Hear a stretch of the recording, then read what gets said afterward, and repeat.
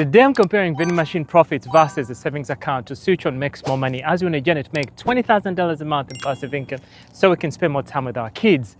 By the end of the video, you'll know which investment made more money, how much time it took, and where you can invest your next $1,000.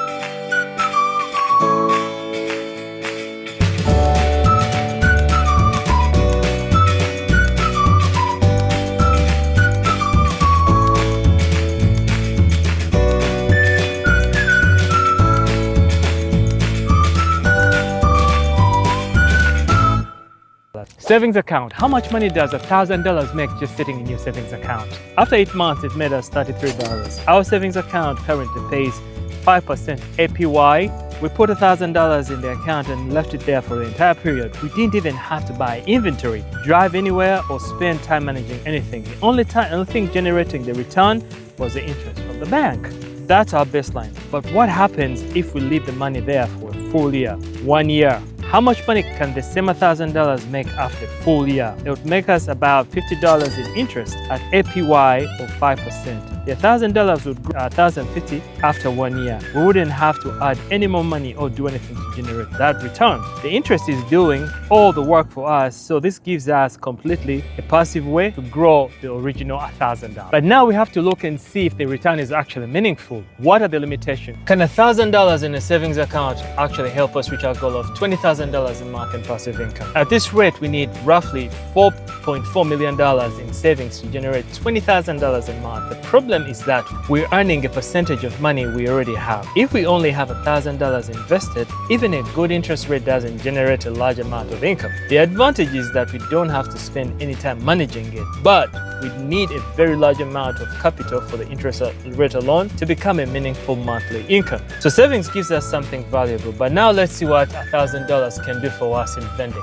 Savings benchmark. So what is our benchmark for $1,000? $1,000 in savings made us $37 with almost no work. That's the number vending has to be. Savings doesn't require us to buy products or manage machines. It also doesn't require us to spend our weekends running around for inventory. The vending business needs to generate enough additional profit to justify everything that comes with it. Now, let's put the same $1,000 into vending and see how that happens. So what will $1,000 do for us? So we invested $1,000 in the vending machine. We made a gross income of $1,500. Once you take away the $1,000 that we already invested, it comes down to $1,500 gross. Now, if you take away the other expenses, which is around $150, we walk out with $350. And that money is what we took, but that included walking around, buying inventory, shopping, running around and all that stuff, as opposed to what we're doing with savings account where you had to do no work. What happens when we put more of our money into products customers actually want? Our profit increased from $500 to $600. We started tracking which products were actually selling and which ones were taking up space. Some products looked like good choices but weren't moving fast enough. We removed those products and put more money in products that customers were already buying. That meant we were using the same limited machine space more efficiently. But the product selection isn't the only thing that can change our return. Pricing at the vending machine. What happens when we get the pricing right? One price change increased profit from $1.50 to $2. Our cost for a can of Monster, the product that was $1.80 per unit, we originally sold it for $3, which gave us $1.20 in profit for every single sale. After testing a new price of $4, our profit increased to $2.20. We didn't need another machine or another customer to make that additional profit. Net profit at every vending machine. After every cost, how much money did we actually keep? We generated $2,839 in revenue and kept $1,189 in net profit. Our total sales were $2,800 during this period. We spent $1,050 replacing the inventory that was sold. We also had $600 in other costs associated with operating the machines. After everything was paid, $1,139 was left as actual profit. Now, we can finally compare the two investments. So which of the two had the best return? Vending machines had a return of 37%. Our savings account had a return of 5%. We started with $1,000 for both. Savings generated around $50 without requiring any work from us. Vending generated $1,139, but that return came from actually operating the machine. So the numbers clearly favor vending, but the return doesn't tell us the entire story.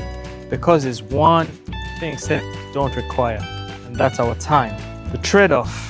How much work did it take to earn the extra money? We spent about 30 hours operating the vending machine business. That includes driving to buy inventory, loading the machine, restocking them, tracking sales, and managing the products. Some of that work happens every week, while some of it happens when a problem shows up. The savings account didn't require any of those hours because the money simply stayed in the account. So let's figure out what that extra return actually paid us for our time. Return per hour. How much did the vending machine actually pay for those hours? The additional profit worked out to be $39 per hour. Vending made $1,100 more than savings account during the same period. We spent approximately 30 hours operating the business to generate the additional profit. Dividing extra profit by the hours gives us about $39 per hour. So we're not just comparing money anymore, we're comparing money against the time required to earn it. But there's one thing I want to know.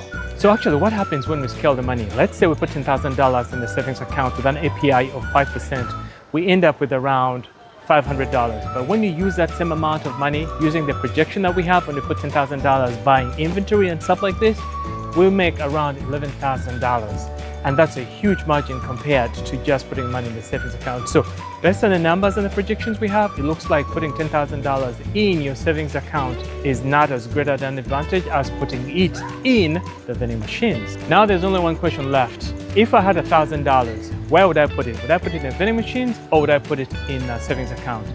The $1,000, I'll put it in the vending machine. I know that savings account actually gives us something that's predictable, something that's stable, but it doesn't give you enough money to make a profit, because with vending machines we made $1,100, with the savings account we made around $50. So to me that doesn't make any sense.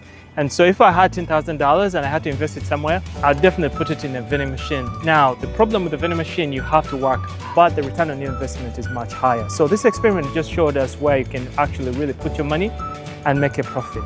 But thanks for watching.